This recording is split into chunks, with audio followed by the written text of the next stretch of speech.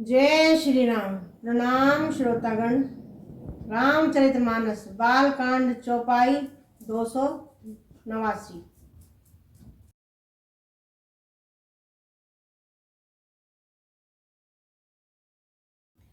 देखिए, जब परशुराम जी जनक जी की सभा में आ जाते हैं धनुष टूटना सुनकर, तो वहां पर लक्ष्मण जी के वचन सुनकर वे बहुत ही कुपित हो जाते हैं, क्रोधित हो जाते हैं और कहते हैं, गर्भ श्रवही अवनी रवनी सुनी कुठार गति घोर, परसु अचर देखूं जियत बैरी भूप किशोर।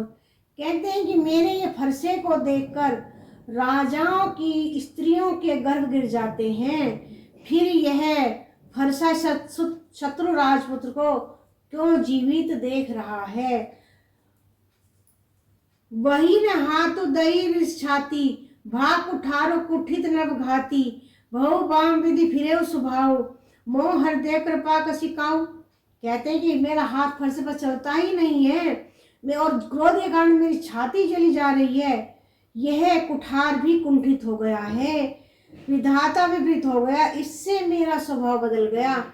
यह भला कैसे हो सकता है कि मेरे हृदय में किसी समय भी कैसी कृपा नहीं है मेरे हृदय में, कैसी, तो यह कैसा हो रहा है। आजु दया दुख दुसे सहाया, मुनि सौमित्र भेसी सिरुनावा, बाव कृपा मूर्ति अनुकूला, बोलत बचन जरद जन फूला।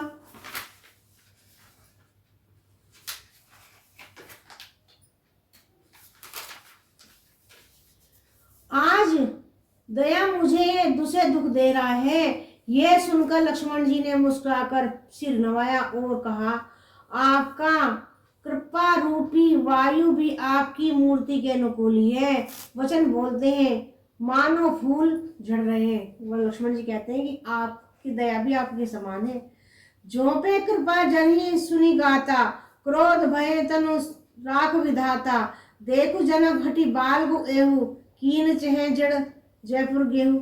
हे मुनि, यदि कृपा करने में आपका शरीर जला जाता है तो क्रोध होने पर भी शरीर को रक्षा विधाता ही करेंगे। परशुराम जी ने कहा, हे जनक, देख यह मूर्ख बालक हट करके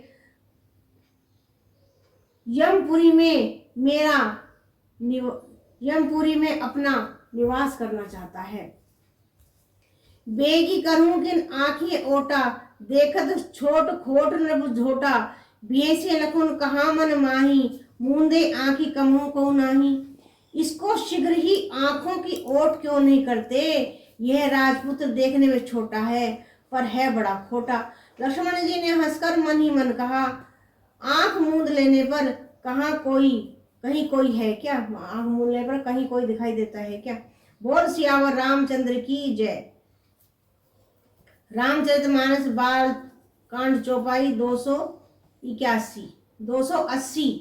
परशुराम तम राम प्रति बोले उर अति क्रोधु, शंभु सरासन तोरी सठ करसी हमार प्रबोधु। तब परशुराम जी ने हृदय में अत्यंत क्रोध भरकर श्री राम जी से बोले, अरे शठ, तू शिव जी का धनुष तोड़कर उल्टा हमी को ज्ञान सिखाता है। बंधु कहीं कटु सम्मत तोरे, तू छल विनय करसी कर जोरे, करु परितोषु मोर संग्रामा, नहीं ते छाड़ कहा वो रामा।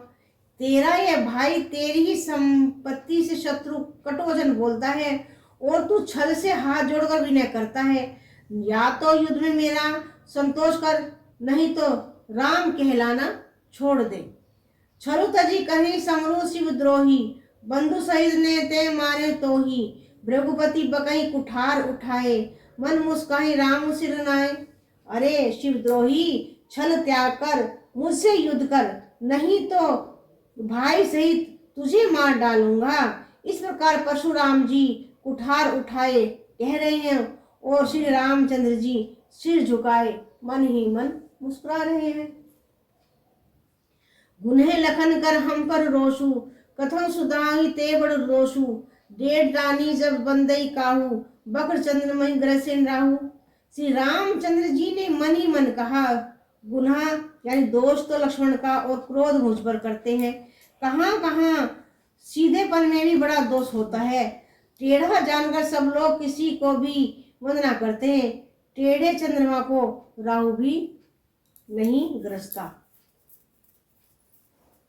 यानी पूर्ण चंद्रमा को ही राहु ग्रसता है, टेढ़े चंद्रमा को जब अर्ध चंद्रमा होता है तब उसको राहु नहीं ग्रसता, मतलब यहाँ पर ये अर्थात राम के होरिस तजी गुनीसा कर कुठारु आगू यह शीसा देहिरिस जाई करिए सोई स्वामी मोहि जानी आपन अनुगामी।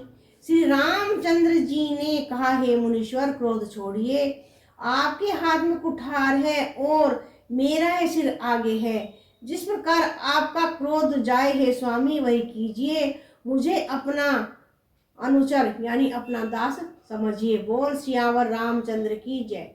रामचरितमानस बालकांड चौपाई 281। प्रभु सेवक संगरो कस तजो विप्ररिसु बेशु बिलोकी कैसी कछु बाल कहूँ नहीं दोसु।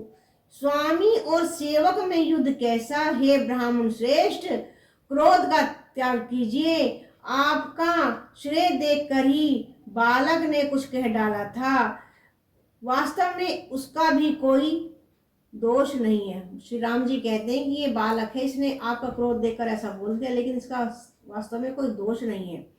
देखी कुठार बानु धनुधारी, मैं लड़की ऋषबीरु बिचारी, नामू जान पे तुम्हें न चीना, बस सुभाए उतरू ते दीना।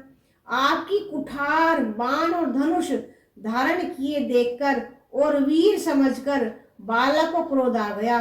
यह आपका नाम ही जानता था, मेरे इसमें आपका पहचाना नहीं। अपने वंश के स्वाब के अनुसार इसने उत्तर दे दिया।